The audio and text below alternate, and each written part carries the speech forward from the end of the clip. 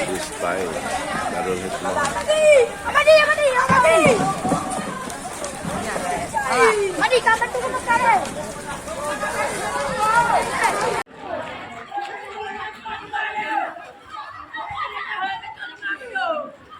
Tadi anak siapa? Bila nak si Alfi bila dekat jamun tak?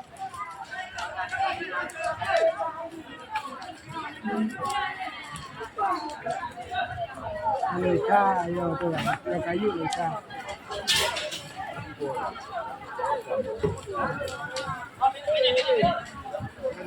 Yang menyebar ya?